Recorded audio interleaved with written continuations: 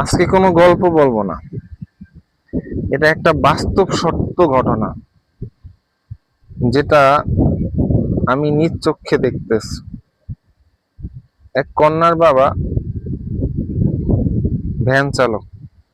এই ভ্যান চালক কন্যা বাবা তার 16 বছরে উপনীত হওয়া কন্যাকে বিবাহ দিয়েছেন এই মালয়েশিয়াতে থাকা এক প্রবাসীর কাছে।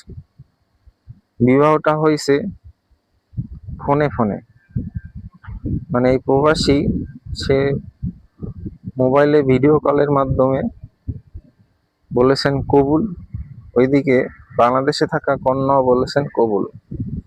এর মাধ্যমেই বিবাহ সংগঠিত হয়েছে, যার সাক্ষী আমি এবং আমার যারা রুমমেট আছে তারা। যাই হোক, খুব আড়ম্বরপূর্ণ ভাবে এই প্রবাসী তার বিবাহ সম্পন্ন করেছেন, কিন্তু তিনি গতকালকে আমাকে বলেছেন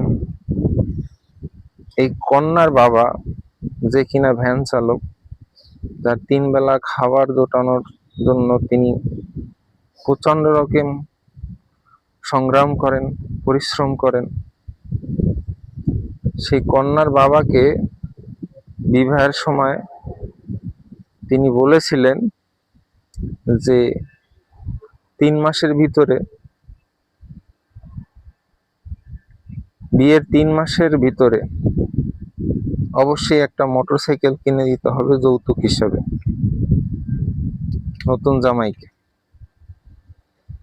আর সেই 3 মাস ইতিমধ্যে অতিক্রম হয়ে গেছে। এদিকে প্রবাসী যে জামাতা, তিনি এই যে 3 মাস অতিক্রম হয়ে যাওয়ার বিষয়টা আর মানতে পারছেন না।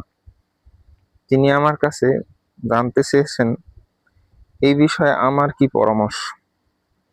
এমনকি এই নতুন জামাতা তিনি বলেছেন যে যেহেতু তার শ্বশুর গরিব, কন্যার বাবা যেহেতু ভ্যান চালক, একটা মোটরসাইকেল যেটা কিনতে 2,20,000 টাকা লাগবে, সেটা তার জন্য সবটা সংগ্রহ করা সম্ভব না। সেক্ষেত্রে তিনি 50,000 টাকা দিয়ে তার শ্বশুরকে সাহায্য করতে চান। বাকি টাকাগুলো যেন তার শ্বশুর সংগ্রহ করে তাকে একটা মোটরসাইকেল কিনে দেয়। আপনাদের কাছে কি মনে হয়, এই ধরনের প্রথা কন্যার বাবাকে কি রকম ভাবে অসহায় করে তোলে? বাংলাদেশে